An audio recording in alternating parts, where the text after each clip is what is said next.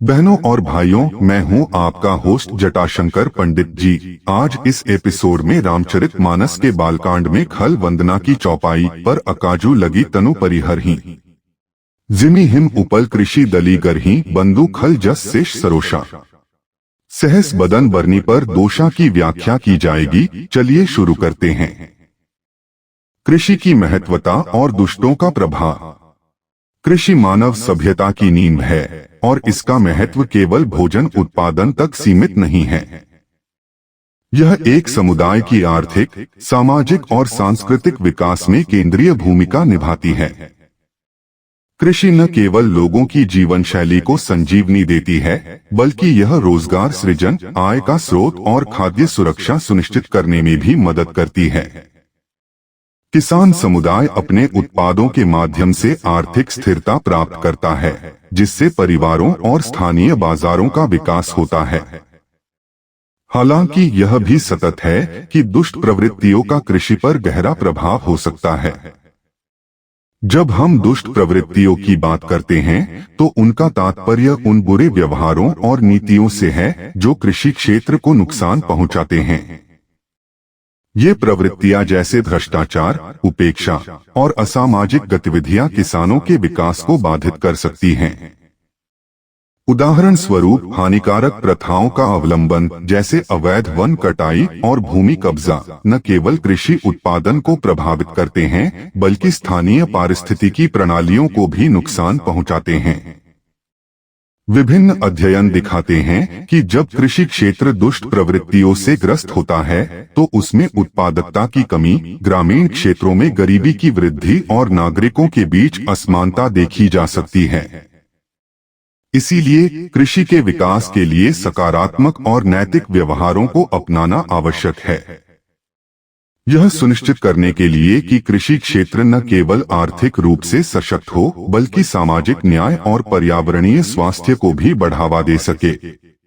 जैसा कि हम समझते हैं, कृषि का सामाजिक और आर्थिक ढांचा केवल फसलों तक सीमित नहीं है, बल्कि यह समाज की संपूर्णता में महत्वपूर्ण भूमिका निभाता है। दुष्ट प्रवृत्तियां और उनके परिणाम। दुष्ट प्रवृत्तियां सदियों से मानव समाज का एक हिस्सा रही हैं और इनका कृषि और ग्रामीण विकास पर गहरा असर पड़ता है। जब हम इस विषय पर विचार करते हैं, तो यह स्पष्ट होता है कि दुष्ट व्यक्तियों की स्वार्थी और अनैतिक प्रवृत्तियां न केवल सामाजिक ताने बाने को कमजोर करती हैं, बल्कि कृषि उत्पादन को भी प्रभावित करती हैं।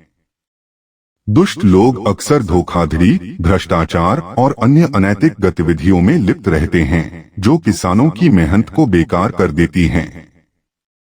उदाहरण के लिए, एक किसान जब अपने खेतों में कड़ी मेहनत करता है, तो वह उम्मीद करता है कि उसकी फसलें अच्छे दाम पर बिकेंगी। लेकिन यदि दुष्ट व्यक्ति बाजार में काला बाजारी करते हैं या फसल का मूल्य गिराते हैं, तो इसका सीधा नकारात्मक प्रभाव किसान की आर्थिक स्थिति पर पड़ता है। इसके अलावा दुष्ट प्रवृत्तियों से सशक्त समुदायों का निर्माण बाधित होता है। जब किसान अपने उत्पाद की उचित कीमत नहीं प्राप्त कर पाते हैं, तो यह उनके सामाजिक स्थिति को कमजोर करता है और समुदाय में अविश्वास और असमानता का भाव पैदा करता है। इसके परिणामस्वरूप गांवों में शिक्षा, स्वास्थ्य सेवाओं और अन्य आधारभूत सुविधाओं में भी गिरावट आ सकती है। इस प्रकार दुष्ट प्रवृत्तियां केवल व्यक्तिगत लाभ लेने की सोच तक ही सीमित नहीं हैं, बल्कि यह एक व्यापक सामाजिक और आर्थिक समस्या बन जाती हैं।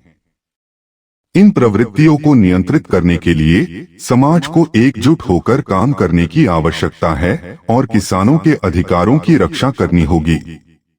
शेष जी और दुष्टों के सामर्थ्य की तुलना।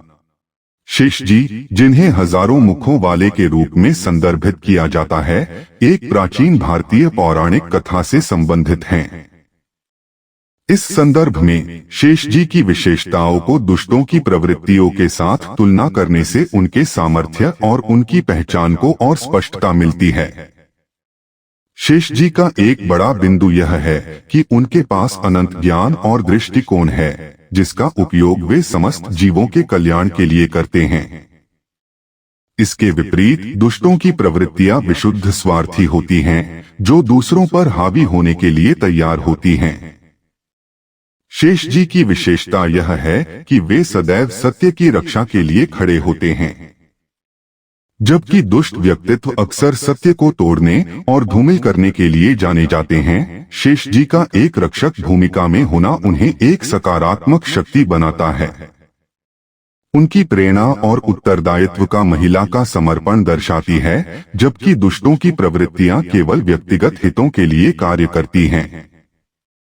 दुष्टों की प्रवृत्तियों में विभाजनकारी विचारधाराएं और नकारात्मक दृष्टिकोण शामिल होते हैं, जो समाज को नुकसान पहुंचाते हैं। दूसरी ओर शेष जी की विशेषताएं सृजनात्मकता और समर्पण का संचार करती हैं। ऐसे में शेष जी का पौराणिक महत्व केवल उनकी शक्तियों में नहीं, बल्कि उनके द्वारा दिखाए गए आदर्शों में भी है, जो दुष्टों की नेगेटिव प्रवृत्तियों के स्पष्ट विरोध में स्थापित होते हैं। इससे यह स्पष्ट होता है कि सिद्धांत और आचरण के स्तर पर शेष जी का व्यक्तित्व दुष्ट प्रवृत्तियों का एक सशक्त विकल्प प्रस्तुत करता है, जो समाज की उन्नति के लिए जरूरी है। समाधान और रक्षा की विधियां। दुष्ट प्रवृत्तियों से प्रभावी ढंग से निपटने के लिए समेकित प्रयास और जागरूकता अत्यंत महत्वपूर्ण है। ऐसे कई उपाय हैं जिन्हें अपनाकर हम कृषि क्षेत्र को सुरक्षित और सशक्त बना सकते हैं।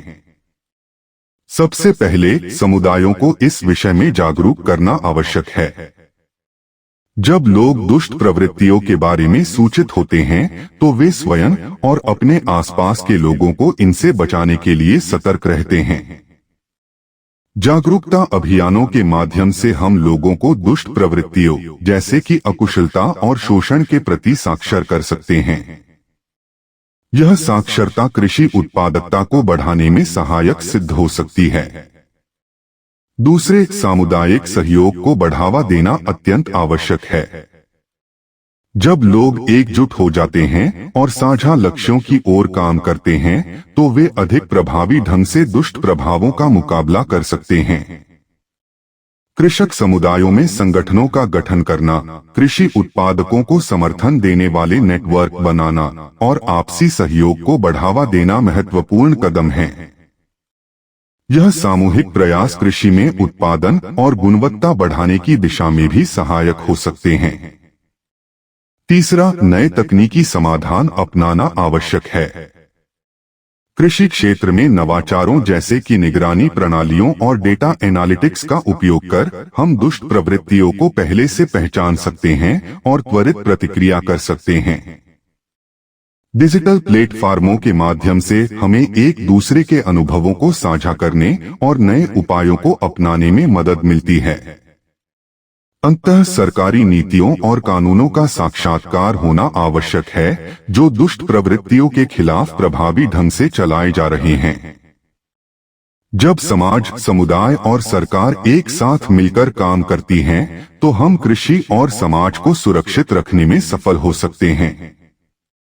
इस प्रकार यदि सभी भागीदार एकजुट होकर प्रयास करें, तो हम दुष्ट प्रवृत्तियों से निपट सकते हैं और एक बेहतर भविष्य की दिशा में आगे बढ़ सकते हैं। बस आज का एपिसोड यहीं समाप्त करते हैं। अगले